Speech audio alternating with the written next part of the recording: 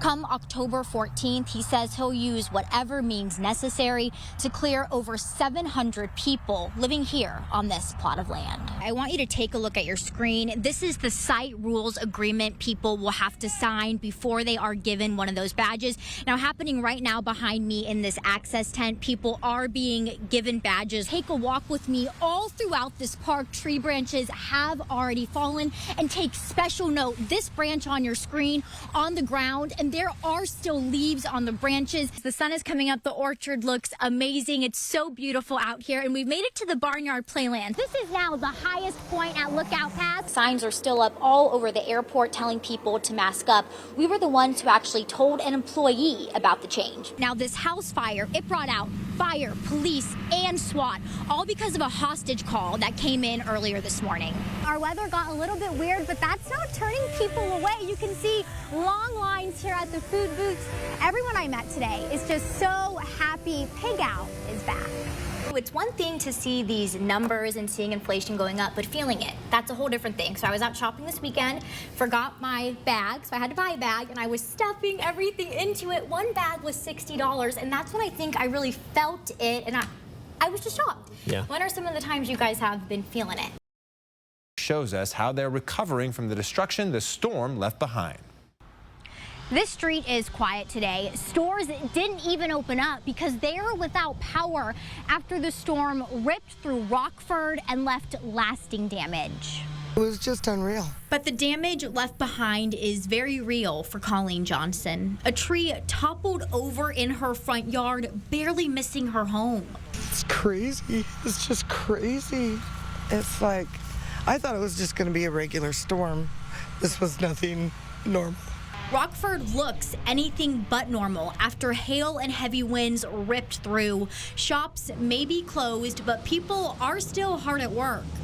There's no electricity in town, so the businesses that need electricity, they've just sent their people over. To clean up destruction this community's never seen before. I was going to take a few pictures, and I didn't know where to start. There's so much. You should have been here. I'm telling you, it's just mouth gaping.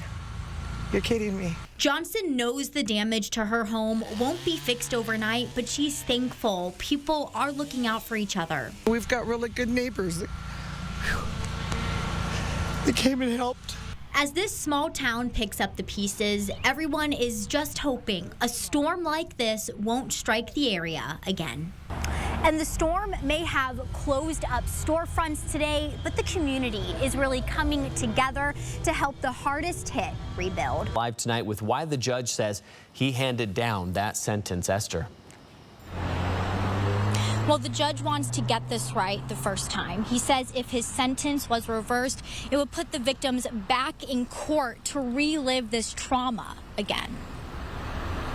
Judge Michael Price heard over 200 victim impact statements while deciding Sharp's final sentencing.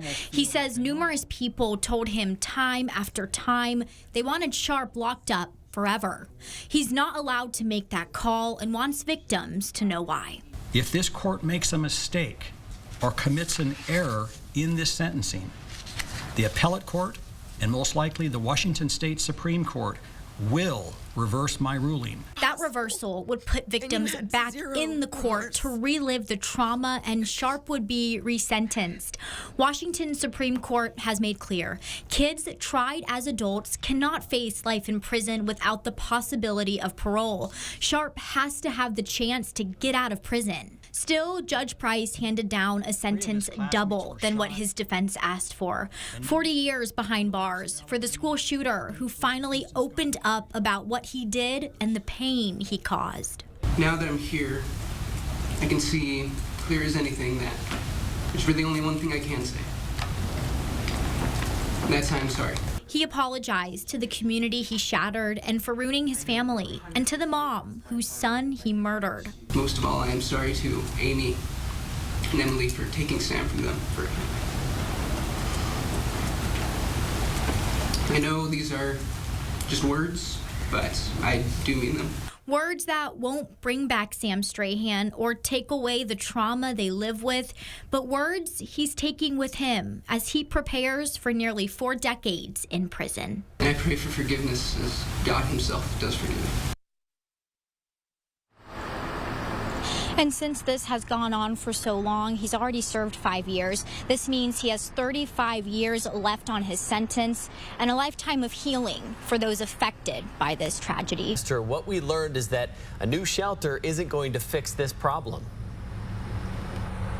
Well, that's because of the 601 people living here, only 51 of them said they would even go to a shelter.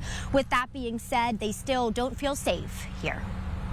Can you say hi, Lily? We lost my apartment, me and my puppy. Jessica Chavez moved to the camp in June. It doesn't feel like home. Scary, as in like at nighttime there's fighting, there's people yelling during the day. It's just very scary. I'm not like used to it. But she says she still can't leave. What's keeping me is my Social Security. We're trying to fix that. I guess I don't qualify. Barriers like this are what keep most people here. Jules Helping Hands oversees Camp Hope and asked people, why are you here and what would get you to leave? 99% of those living here say they need a new form of identification, ID that's needed to find a job or get housing, an ID that costs money to get. My backpack got stolen, I don't know, a month ago or so. So now I'm back to scratch, get my ID again. Kaylee E. Palowitz has been homeless for 3 years, still unable to get on his feet. I don't have a disability, I don't have a job. You know, it's hard maintaining a job for me, even though I have good work ethic. Skills homeless advocates say those living here don't have. The reason they're still in the camp and their biggest obstacle for getting out is no life skills. So they're stuck. 601 of them, each with a story as unique as Jessica's, in a community that's growing bigger by the day. I would like to get housing and get my own place. That's keep me out of here, yeah. And 77% of people here say what got them here were family struggles followed by a loss of income. So where will these people go if this camp is ever cleared? 100% of those surveys say they would move into tiny homes. It's something the city or county doesn't offer.